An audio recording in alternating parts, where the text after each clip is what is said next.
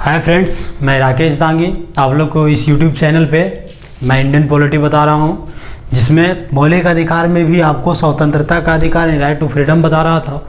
इसमें क्या है कि 19 to 22 आर्टिकल्स यानी अनुच्छेद है, जिसमें 19 और 20 इसके पिछले वीडियो में हम चर्चा कर चुके हैं।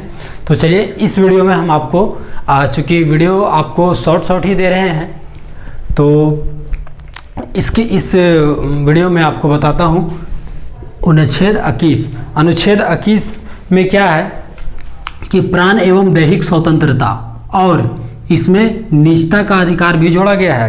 यानी प्राण और दैहिक स्वतंत्रता का मतलब क्या है कि आपको प्राण यानी आपका जो जीवन है और शरीर की दोनों की स्वतंत्रता आपका दिया गया है। इसके तहत ही क्या है कि आपको जो है हेलमेट, जो पुलिस कहते हैं ना कि हेलमेट पहनकर चलिए, वो आपके जीवन की सुरक्षा के लिए ही बोलती है। जैसे या फिर धुआं वाली वाहन को सरकार बैन करती है, तो ये आर्टिकल 21 का ही प्रयोग करके वो ये सारे चीज़ों को करती है। इसके अतिरिक्त देखा गया है कई प्रकार के संशोधन भी किए गए हैं, जिसमें हरित न्यायाधिकरण भी आ जाता है। तो ये लोगों को, नागरिक को देख के यही संशोधन किया गया है। और निजता का अधिकार के मतलब क्या है कि आप पति पत्नी हो या गर्लफ्रेंड बॉयफ्रेंड जो हो, आप उसके जो गोपनीयता है उसको उजागर नहीं कर सकते हैं। ये चूँकि आर्टिकल 21 में ये दिया गया है कि आप किसी के गोपनीय बात को, निजी बात को आप उजागर नहीं कर सकते हैं। अगर आप ऐसा करते हैं तो आपको दंडनीय माना जाएगा, है ना। तो ऐसा नहीं है कि आपको मान ली गर्लफ्रेंड जो है वो किसी अदर लड़का से बात कर रही है, तो आप उसको मतलब जानने की अधिक आप में ललक है, तो आप वो अगर मना कर रही है तो आप नहीं जान सकते। या फिर वो आपसे पूछ रही है, आप अनदर गर्ल्स से बात कर रहे हैं, तो भी आप उसको नहीं बताइएगा, तो कोई दिक्कत नहीं होने वाला है। चूँकि ये हमारा संविधान हमको ये अधिकार प्राप्त करती है। और वो भी कौन अधिकार है से आप लोग पता है, मौलिक अधिकार है। ये अधिकार हम लोग से कोई छीन नहीं सकता है ना। तो चलिए आगे बताते हैं आप लोग को। 21 के क 6 से 14 वर्ष के बच्चों को निःशुल्क शिक्षा दिया जाएगा। और ये जो है 86वां संविधान संशोधन 2002 में जोड़ा गया है। यानी कि क्या कहा गया है कि 6 से 14 वर्ष के बच्चों को क्या है कि निःशुल्क शिक्षा दिया जाएगा। इसे मौलिक कर्तव्य में भी जोड़ा गया है, जो 51 के काम में भी है। मैं आगे आप लोग को ये बताऊंगा, है ना। तो फिलहाल अभी यहाँ पे देखिए आप लोग किसके काम में क्या है कि शिक्षा का अधिकार, यानी बच्चों को ये 6 से 14 वर्ष के जो बच्चे निःशुल्क शिक्षा आखिर कौन प्रबंध कराएगा, तो ये राज्य की जिम्मेवारी बनती है कि वो निःशुल्क शिक्षा प्रबंध कराए। यानी ये सरकार का ये जिम्मेवारी बनता है कि व्यावसायिक ढंग से ये मतलब कि उसको कोई भी बच्चा हो जो 6 साल हो गया है, 6 से 14-20 के साल में, उसको क्या करना है, निःशुल्क यानी बिना पैसा के उसको शिक्षा प्राप्त करना है ना। तो चलिए आगे बढ़ते हुए अनुच्छेद 22 में गिरफ्तारी से संरक्षण, यानी आपको गिरफ्तारी से भी रक्षा करती है। जो गिरफ्तारी से कौन रक्षा करती है, अनुच्छेद 22।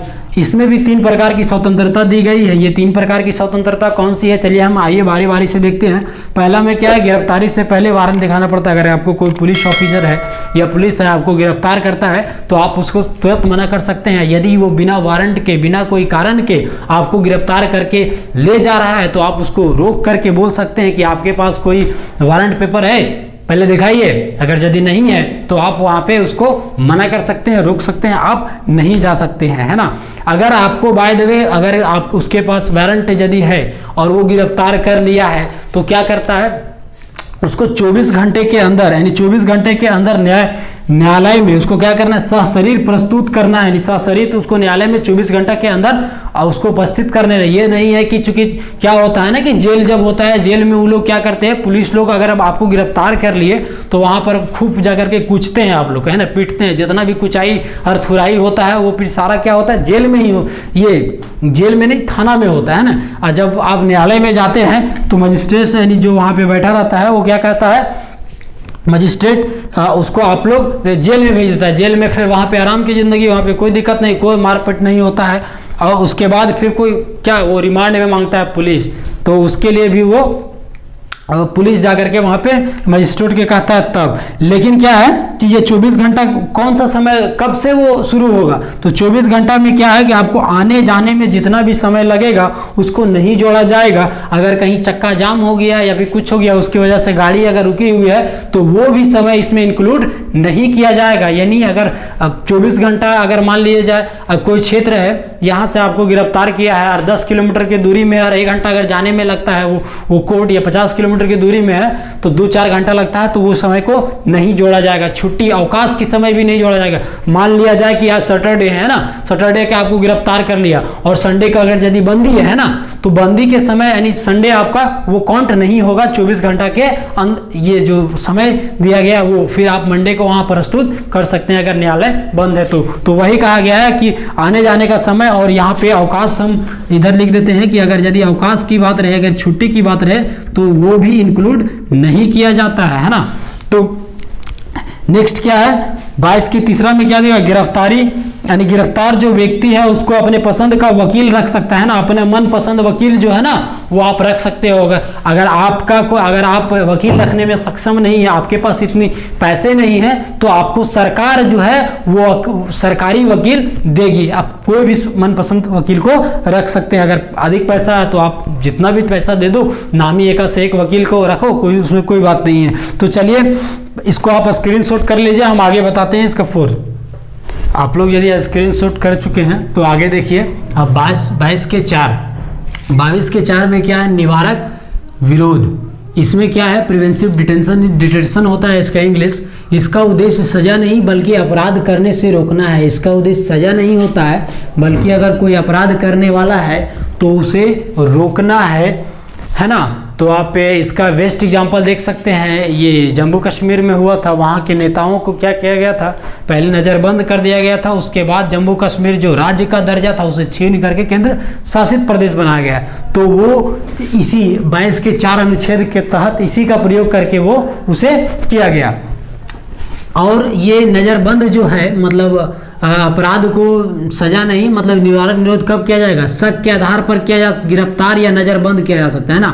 शक के आधार पर कोई भी व्यक्ति को क्या किया जा सकता है, इसमें आपको वारंट और किसी चीज़ को वो दिखाना आपको नहीं पड़ेगा, है ना। वो शक के आधार पर आप कहीं चाहे कोई बम बड़ा ब्लास्ट करने वाले हो या फिर आपको वो शक हो गया कि नहीं ये टेररिस्ट का साथ दे रहा है, तो वो शक के आधार पर पुलिस आपको क्या कर सकती है, गिरफ्तार कर सकती है या फिर नज़रबंद कर सकती है। नज़रबंद क्या है ये देखिए, आप लोग को हम बताते हैं। नज़रबंद किसी व्यक्ति को जब समाज से मिलने नहीं दिया जाता है, यानी आपको समाज से नज़रबंद मतलब समाज से नहीं मिलने दिया जाएगा तो उसे ही नज़रबंद कहते हैं। और ये समाज से कैसे नहीं मिलने जाए, या आपको आफी के आवास आफी के घर में रखा जा सकता है या फिर कहीं होटल में रख दिया जाएगा या फिर जेल में भी हो सकता है ना, तो उसे हम नज़रबंद कहेंगे।